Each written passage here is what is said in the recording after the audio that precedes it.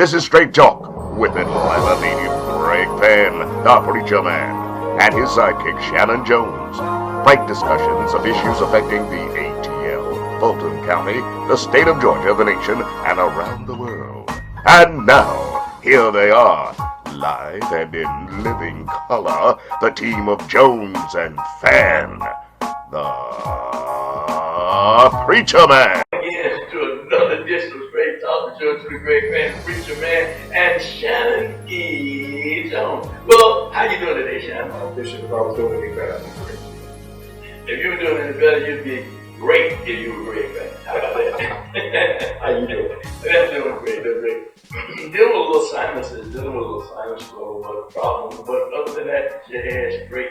We know, Shannon, last program we wasn't on last week, and of course, we had some things going on, you and I, so we couldn't get together. But there's so much stuff that's going on in the world today. But what we want to do, first of all, is give your bishop like a shout out. Happy birthday to you, Bishop. Happy birthday to you. You turned almost, how old is it now? About 75, 65, 63? North of 50. North of 50. South of 60. Okay. All right, then. But happy birthday to you. Happy Bishop. birthday to you. And enjoy your day today.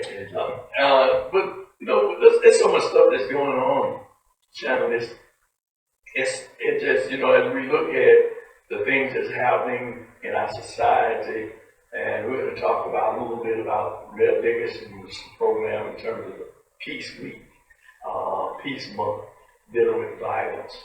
And violence is not just here in America, it's all over the world. Yeah.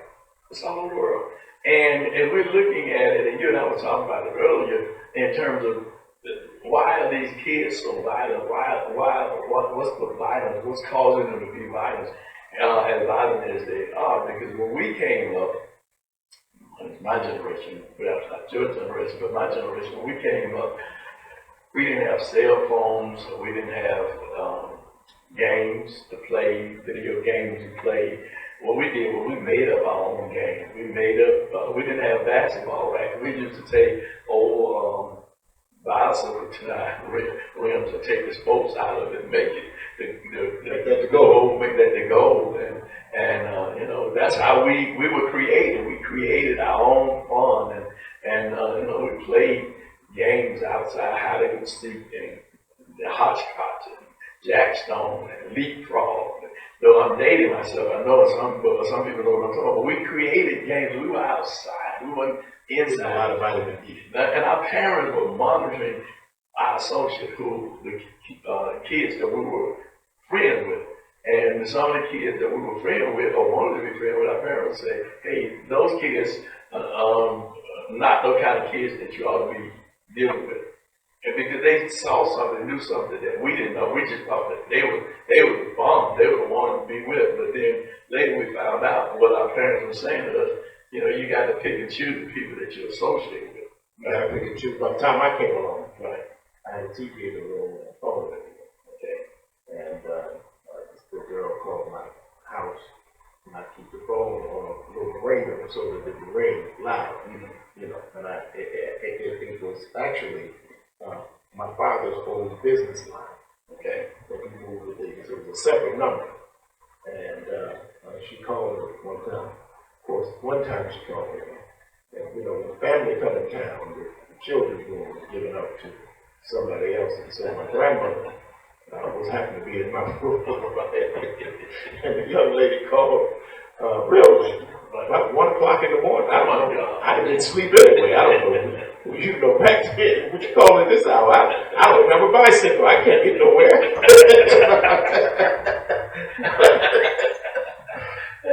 But my grandmother answered the phone and said, who is this? The young girl said, Shannon. I'm like, why would you ask anybody that answered the phone? No, Shannon don't even live here. I don't know you. Why you call this number? I don't know you. So anyway, my grandmother wanted to go to the school the next day to ask the principal who was the young lady that called in. So she pointed her out to her. Because you couldn't point out where she go like this. And then I had a strong talking to. So, but I had a strong talking to, and I still grew up from your generation. We had some games, we played hide and seek and all that stuff. But then we also, my generation got into video games and all that. But it was still monitored, right? And but the video game you got was Pac-Man and this, that, this, that, and the other. Mario. But then, if it was any shooting game, it wasn't real. Right. It was like a spaceship shooting stuff, Mm-hmm. But the games today look like movies. And they're very graphic. And it desensitizes young people to sex, to killing, to profanity. I mean, that we couldn't show on Facebook. We couldn't show a video game. We'd be put off Facebook. Right. For a video game that is sold to children that are 13 years old. It's amazing. I said years ago, many years ago, when they came out with the game Off the Pig, Kill the Pig, and they were just shooting down police officers. And then the next thing I told, this is not good. I told one of the parents of the church, I said, listen, these kids are downstairs, and you up here, and this is what they're doing downstairs. Well, here we go. This is what we're seeing today. I mean, the way they're driving in the streets, because they had those games about driving and speeding and stuff like that. No, now they're coming out here driving cars in the street, just like they were playing on the game. Right past the police station. Right past the police station. I mean, really. You pull over and they got weed in the car, coming out the car. What you stop me for? A number of things. They're going to throw the book at you. And then you don't respect people in authority, because, it begins in the home. Let's just be clear about it. It begins in the home, and Mel Dickinson and his Dickens, right, and his team, they're trying to get with ministers and pastors and community people to deal with this issue of violence, period, not just gun violence, but violence, period. And we have so many of our young people that deal with mental issues because they have become the acting out the game. And in their minds, they think this is reality. And so now they are acting it out because they see it as what should actually be happening in our society today. And I'm not we're not psychologists like that. Right. But we're watching it, what's happening. And there's a generation now of young people who are dealing with a great deal of mental health. And there's a part of the culture of young people that may not necessarily be dealing with mental health, but because that's being discussed so much in the culture, right, that they are beginning to kind of foster these issues that clinically they don't have. Right. Someone does clinically have it. Right. But everybody doesn't clinically have it. Right, that's true. And but when you're in the culture, a lot of times it just deals with some of the order that we had. I mean, many of the issues that we see in our community, many of the medical issues and psychological issues, right, are issues that we've had through our sojourn. Now, I would imagine that a great deal of post-slavery illness and mental anguish has come through our sojourn. And when you study the history of what it took us from, just from the continent to this continent, and just the dehumanization and all of that, there's a lot with that. But there was some stuff we had that we have lost. There was some stuff we had that kept order in our community. Absolutely. And there was a respect that we had for our community and within our community, and for the elders of our community, and for the women of our community, and for the children of our community. And a lot of this, I really want to study what has become the deconstruction of Black America. Because it's not just been one thing. Right. I mean, I remember when hip hop come along. And the hip hop that I grew up with was self-destruction. You're headed for self-destruction. I listened to Public Enemy. I listened to Africa Bambaataa. I listened to Run DMC. I listened to these rappers. But Run DMC's father was a preacher. Right, he was. Sure. I listened to all of these hip hop artists. But guess what? None of them were telling me to kill my neighbor. And then something began to happen in the industry, music industry, where they brought in something called gangster rap. Right. Okay? The which was connected to, but see, it even affected, because Tupac was very prophetic. Right. Very much so. He was much more dear mama than everything else that they had said about him. But there was a study done around Contra and the drugs. The San Jose Mercury News broke down a story on how the CIA was allowing drugs to come into, so they were getting drugs from the Contras in order to give guns and whatnot for the Iran-Contra, to the Iranians, during the Iran-Contra. So that was Oliver North, all of that. Which I'm trying not to go into all of that because I don't know how much of that we can say. But gangster rap was connected to the drug subculture that created that weaponized gangs. Because gangs were organizations. They used to fight, but not like this. Right. When the drugs came in, then it became a very detriment. That's when you start AK-47s.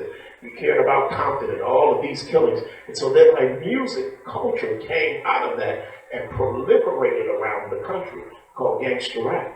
And so you had folks listening to that, shoot the police, all this kind of stuff, F the police, all that kind of stuff. And it began so then you grew from that about, then it became money and sex. We had a boy down in Miami, Luke Skywalker, talking about, basically having a rolling strip show everywhere. So it just began to pervade. So that's what happened a lot to the young culture. And then in terms of the movie and the media and all of this, but it wouldn't have affected us, and I'm done, if the gate of our community, that we always had to block out the stuff that, in other words, they might be doing that over there, but in this house, this is what you're going to do. Right. So it was that, plus the drugs and all of the other things that began to, the economic situation, the job situations, that the closing down of factories and whatnot, the moving of job, NAFTA and all of that. All of these things had a very negative effect on our community. It brings us to the despair of the day that we're living in our community. Well, let's just talk about all the things that you talked about. Just put them in the package, right? We're going to put all that in the one box, right? With everything that we've gone through our sojourn,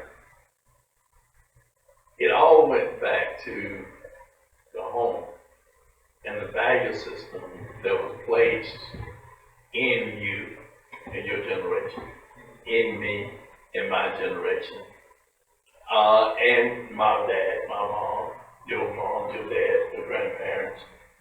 It was a value system that came out of that home.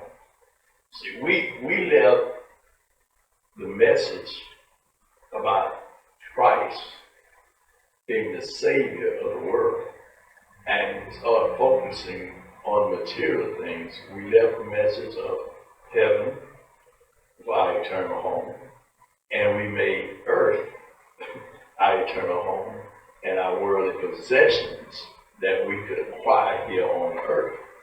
And the pulpit helped accentuate that by talking about prosperity, the materialism message. And so then everybody felt that, they say everybody, but too many people left away from the true message of where should have been that we were taught, thou shalt not kill, or thou shalt not steal, you steal, you kill.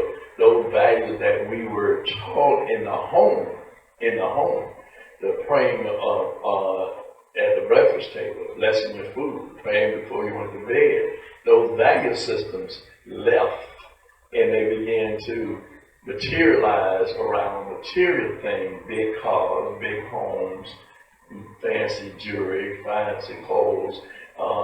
Then we begin to see the superflies, and we begin to, I'm just talking about these things that movie interests were showing us, that people started saying, well, I want to dress like, Superfly. I want to drive a Cadillac like Superfly. I want to do, and this was my adolescent life, right? This is what I was saying in my adolescent life. But then you had the civil rights movement going on, and you saw the equality message of giving blacks more opportunity. You had affirmative action to come on place, and then people began to work for the post office and began to work for these jobs. My generation came out, worked for IBM, Delta Airlines, and all of these great paying jobs, right, with good benefits at that time, right? So then people they were moving from the projects into communities into nice homes, home with pools, and home with this, and home with basements, and all of these things, because it became more of a materialistic thing, and the values about how we got here through only by the grace of God, and not by focusing on material things, because that's the problem today. If people did like they used to do, is when I came up, everybody in the community took care of everybody. If there was a death in the community, everybody would come to that family and bring food or stuff, they probably did it in your generation, right? They did. Yeah. But then all that I could go next door and get butter. Right. Take sugar. Right. Take this hot sauce over the soda. Right. But that value system left because we began to compete against one another. Even the family members began to compete against family members. My home bigger than your home, my car better than your car. There was no love even between brothers and sisters, relatives. That love left the community. It left because what we did, we left our first love, and that was the love of Christ. And the understanding that Christ died for our sin, and that in this world, it's full of sin. And if you focus on material things versus eternal things, you're going to lose sight of what God's purpose is for mankind, and that's to serve Him, right? And not to serve things, but to serve Him. Because what did He say? That I have no other God before me. So when you start putting things before God, then you're disconnecting yourself from God. And then Satan began to bless you, and then you begin to believe that, oh, I'm good. And then you're sitting in the sanctuary, and you're hearing the message. God wants you to prosper, beloved. He wants you to have the abundant life, the love. But they begin to say, He said, Lord, I want you to be in good health and prosper, even as your soul prosper, because that's what it's really about, the soul, man. So when we talk about the soul of America, the soul of America is lost because the soul of America is not on the focus of Him who lived, died, resurrected, and coming back again. It's on how much money we have, what kind of wealth we have, what kind of car we drive, what kind of home we live in, what kind of clothes we wear, and how big our facility is in terms of what we're going to worship. Okay, now let me ask you this. Because in an Asian community that's not Christ-centered, Okay. we don't have these issues. Okay. In an Islamic community that is not Christ-centered, we don't have these issues. Okay. So why is it in our community that we don't? Is it because still in these other communities, even though they're not Christ-centric, they still have a deity? Point. That's the point. That's the point, because they understand that higher power, and is stressed about that higher power. It's not about the power of things, because things come and things go. Things come and things, people come and people go, right? Yeah. So I mean, so their focus is on what the deity. I went to do an Indian wedding, and they You did the Indian one? had and so they had a picture of their high priest, right? But they were focused on their custom. They wanted to have a Christian wedding because they were here, but then they also had their traditional wedding, cultural tradition, because they respected where they were here, but they also did not lose their value system. They were still connected to their value system.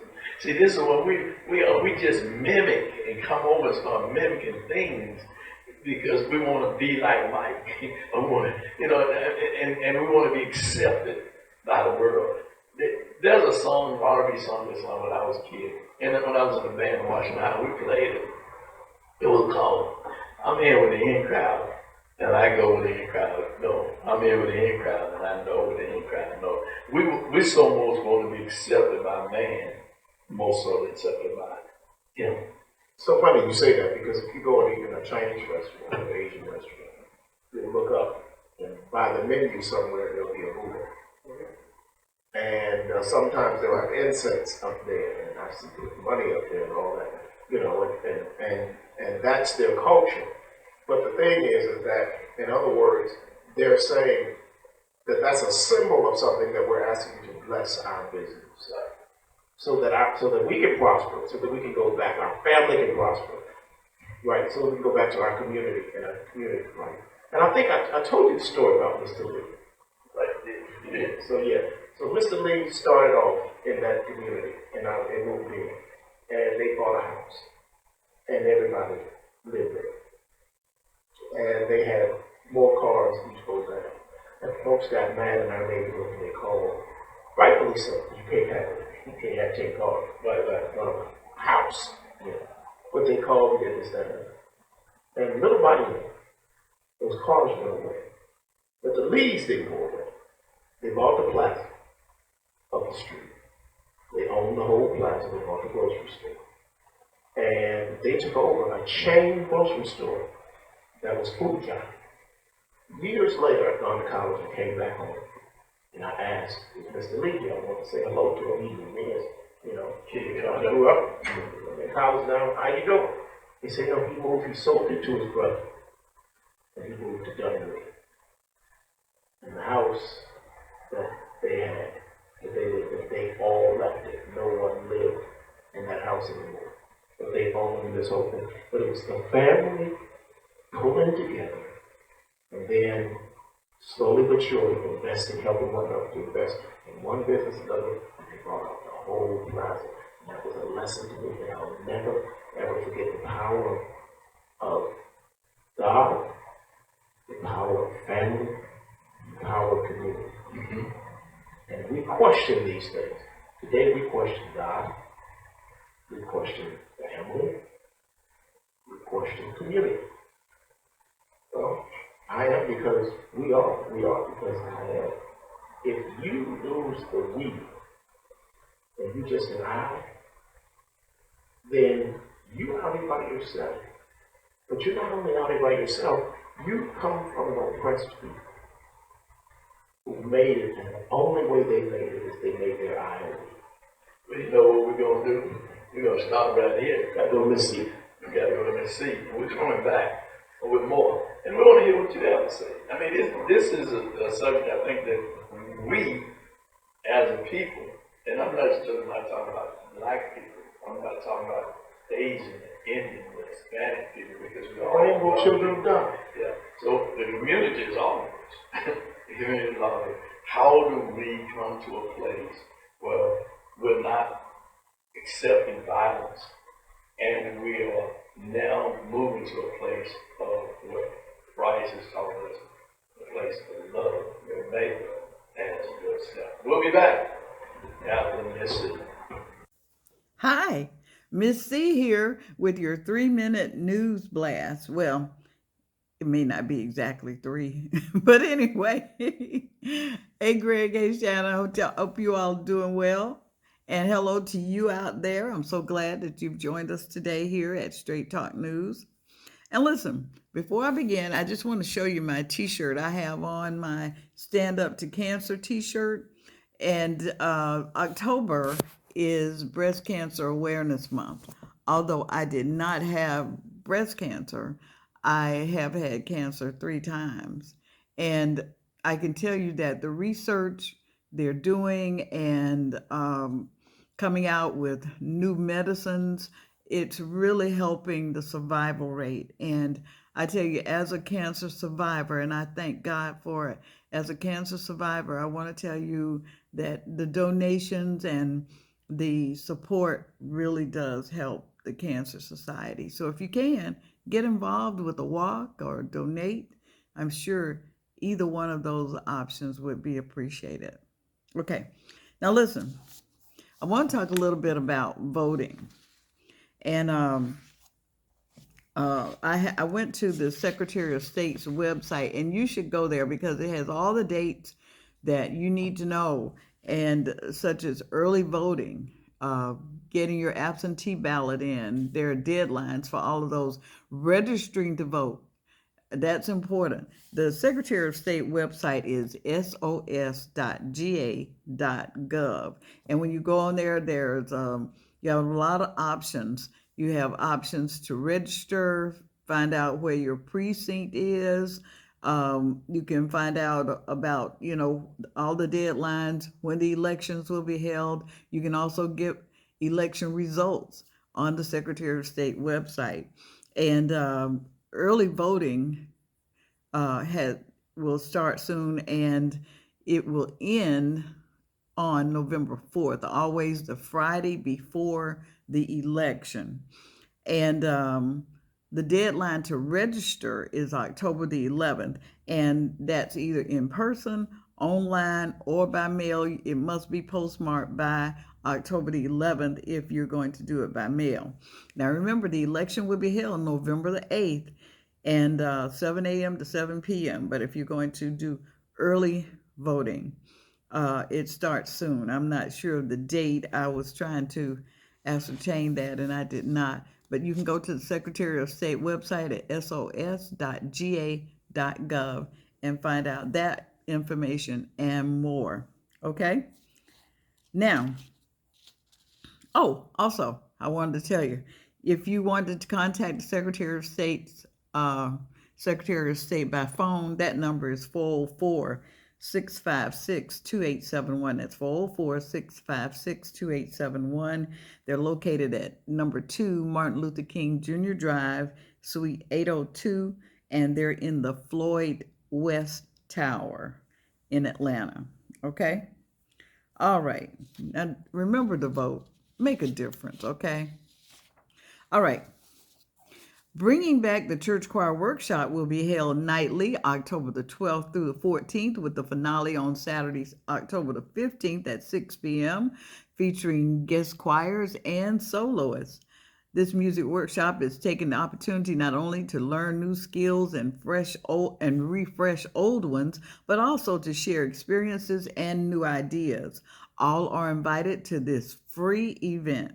If any music ministries would like to participate in the workshop and or concert, please email them at info@greaterlovefellowship.org. That's info@greaterlovefellowship.org. The workshop facilitator is Dr. Eddie Anthony Robinson. He's Minister of Music of Springfield Baptist Church, and the host church is Greater Love Fellowship Tabernacle, and they're located at 2378 Dogwood Drive in Conyers, Georgia. Minister Joe Johnson III is Minister of Music there at Greater Love Fellowship. Okay, now listen. Before we go, I'd like for you to like us, subscribe to us, comment on us, and share us. Those 4 things. I think I got it right this time. Those 4 things we need for you to do, okay? Now, liking and subscribing us is right there on your screen. If you just push those little buttons, if you haven't already done so, we would appreciate it, okay? And that's like, subscribe, comment, and share. And if you have any news you'd like for us to talk about, send it to us by email. That's straight talk news 1362 at gmail.com. That's straight talk news 1362 at gmail.com. And we're going to see you right back here next time, okay? Bye.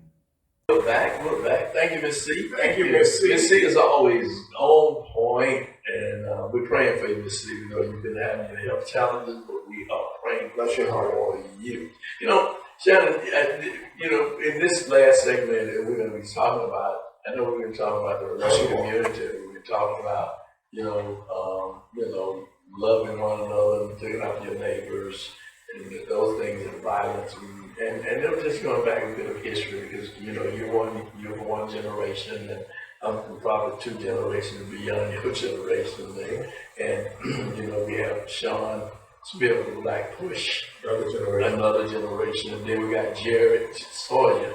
Another generation. Isn't that funny? You look at me like I'm great. And I'm like, I feel like I'm saying, I look at them like they great.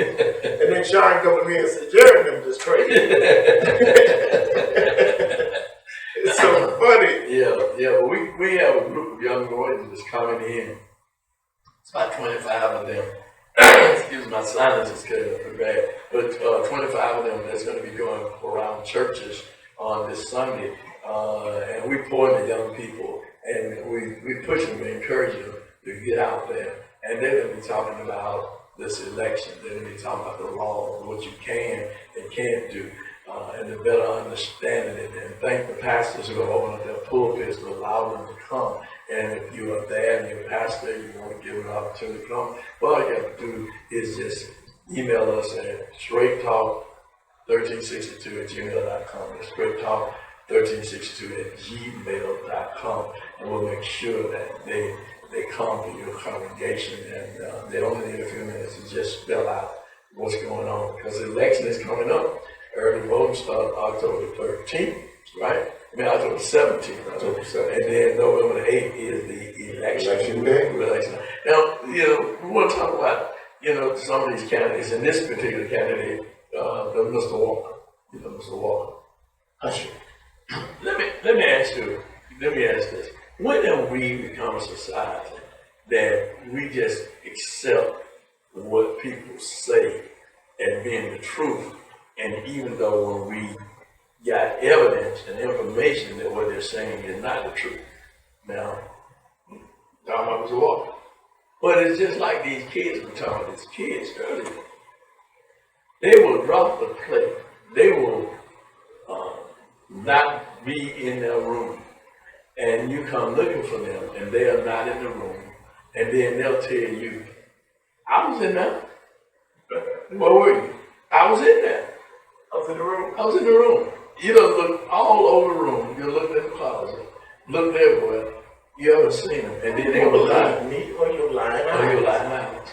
And then they drop a glass or something in front of you, and then you say, I didn't drop that glass. Really? I mean, we're raising a generation of liars that believe their own lies.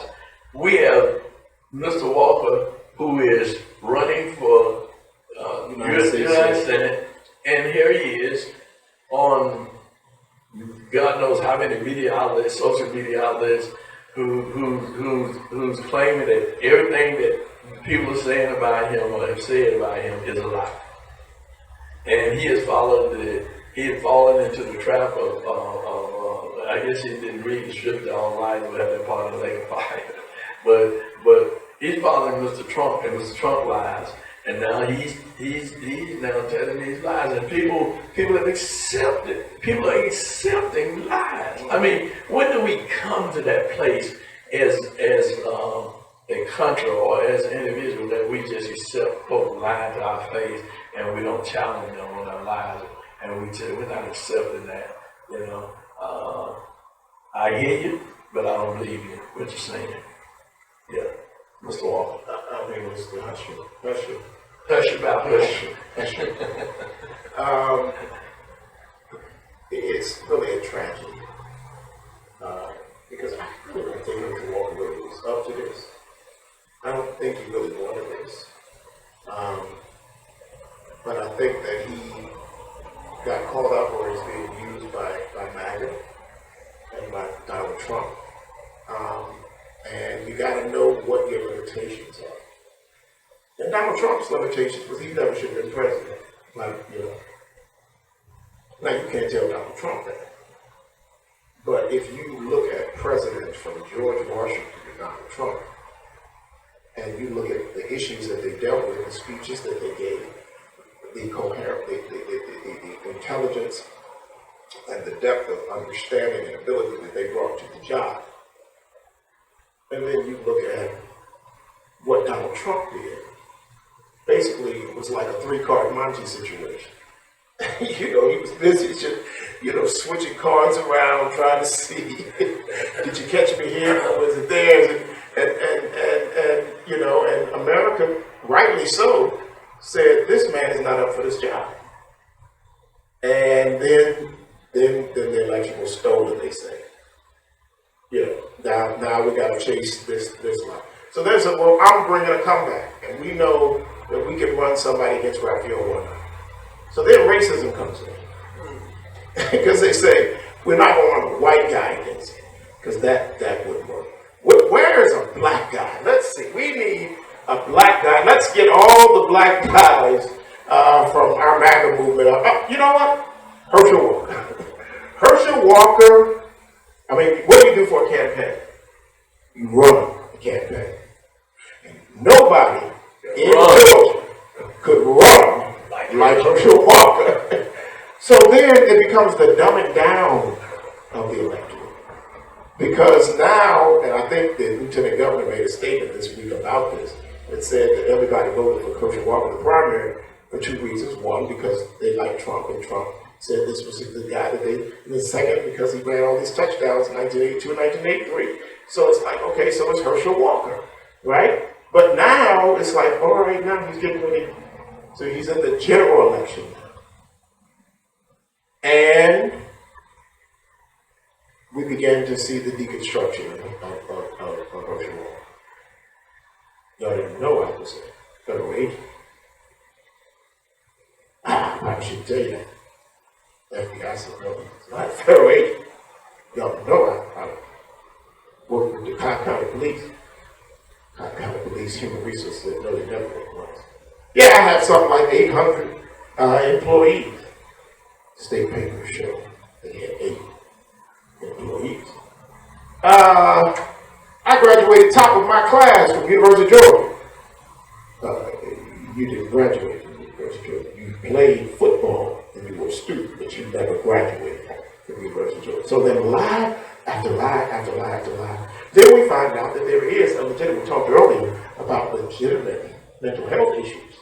And he has a legitimate issue that needs to be treated. So the story came out about anger issues and things that he did in acting out, because there was a kind of a multiple personality issue that goes on with him that he needs treatment for. That can be treated if you're taking the medicine and you're doing the treatment and all of that. So he's got that issue. And then that's important, because you have to see, is someone able to do a job? Because if something is a trigger, then you're unable to represent that job, and you're unable to give a vote that needs to be given, or you're bringing some legislation that's something that doesn't make any sense to anyone. It doesn't help the process. So you need to be able to do the job. Then they interview you about abortion. When you come out, you want a national abortion. And then it comes out, you allegedly paid, for an abortion. They get a check from you for $700 to the government, and a get well card with your signature. And don't tell me that ain't your signature, because you signed the football. And it's the same signature that's on that football is on that card. And you say, yeah, I did. And I gave the $700. Well, I gave a lot of people money. And that's just one of them. And I give people, I always go around and give people $700 and a goodwill card. You didn't get your $700 and you could get well card from Hershey. So now you had all these lies, and now you come to this, and you want to say it's the truth. I'm like George Washington. I did chop down that cherry tree. I cannot tell a lie. No, I did not get anything worse than Walter. No, I did not. So all those lies, how do you believe him now? And is he in a manic space? Is he a liar? Or is he really in his mind? Is he really believing the things that he's saying? Because God have mercy on anybody that's attacking him as a liar when in his mental space, if he's not medicated or not being treated, then perhaps he ain't to himself. He's not lying. He's in another personality. And one of his personalities might be that he didn't help anyone get an abortion. Or one of his personalities might be that he was an FBI agent, and that he did have 800 employees, and that he did work for Cobb County Prisons, and that he did graduate from the university. In one of his.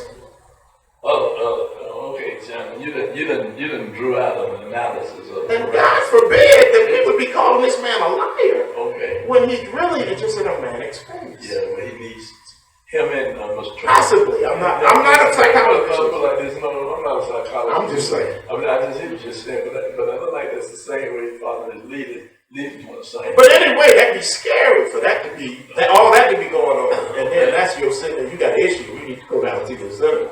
And you get down there and, you don't get the representation that you thought that you elected.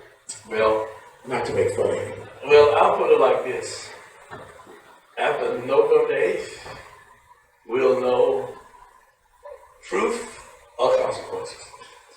Truth or consequences. So, make sure you go to the polls and vote on October 17th, early voting. And November 8th is the election day. So, what we want... That's your generation, that's what you said.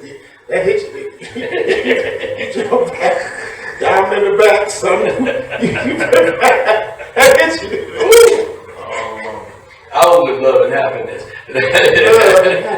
But anyway, as we get ready to close, yes, sir. If any of you pastors that are out there with Certain Life for the young warriors, it's about 25 of them, that want to come and just share information about the election, and would love to share that with your parishioners, please do this. Email us at Straight Talk, Straight Talk News 1362@gmail.com, and we will make sure that we put you in contact with them. Well, this has been a great program today, and I enjoy always sharing with my younger friend, because he's crossing over one by one. But thank you so very much, Shannon, for all that you do and the information that you share. And thank you too, as being the president of the Concerned Black Clergy of Atlanta, the president of South Florida Ministers Alliance. So when we preach, we are preachers. So when we talk about God, we are commissioned to talk about Him, because we are called to preach and teach the gospel. So until next week, you stay tuned to Straight. Want to be a guest on Straight Talk? Email Greg Fan at FANN922 at Comcast.net or call 404-308-0795. Join us again for another episode of Straight Talk with Shannon Jones and Greg Fan, the Preacher Man.